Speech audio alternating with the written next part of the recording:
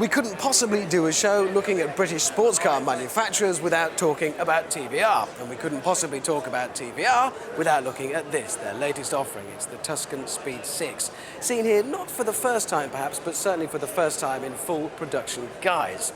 The Speed Six refers to the glorious straight-six engine that's found ordinarily in the Cerbera. But whereas, as in that monster, it can be a bit of a handful, shall we say, TVR reckon that in this, the Tuscan, it's far more, well, perhaps docile isn't the word, but more easily manageable. In fact, TVR reckon this is going to be a true grand tourer with plenty of room for people, not too challenging to drive, and even room for luggage. You may think that this looks a little bit too wild to take on the road, but 1,300 people certainly don't, because they've already got orders in for theirs of £39,500. In many ways, the defining characteristic of the Tuscan has to be that incredible straight-six engine. We've seen it in the Cerbera, and it can be a bit of a handful. You're saying this is going to be a little bit easier to drive. Does that mean it's compromise? You have to make a compromise when you're building a car, because you can either build a car that is incredibly quick around a circuit, or you can build a car that is usable every day.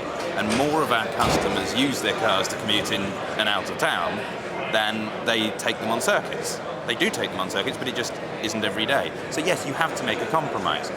The Tuscan is available, the standard form is softer. It is a very comfortable car to drive, to use.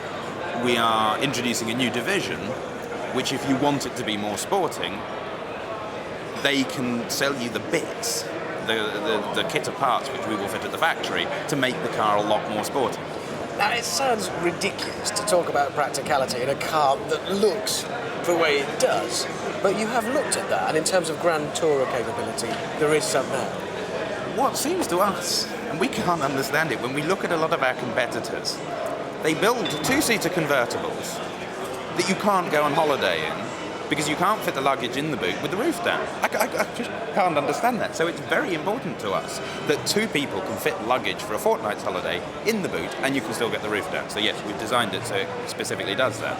It's still a pretty specialist end of the market, and life for British sports car small manufacturers has traditionally been rather precarious. You actually are putting down roots deep enough now to appear completely stable.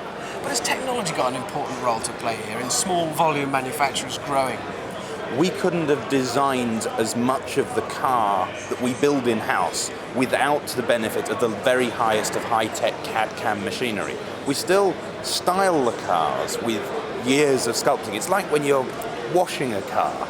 It's not until you've actually cleaned your own car that you can really appreciate the subtlety of the lines. We believe that if you can style a car in 3 months on a computer, you can't appreciate it. It takes years of sculpting it. So we do that very much the old-fashioned way.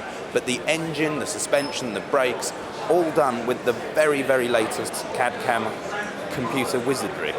But nevertheless, if you're buying that British sports car, that exclusivity is part of the whole experience, that hand-built feel. So how can we know that for certain TVRs, say, in 50 years' time, are going to become bland and homogenised like everybody else?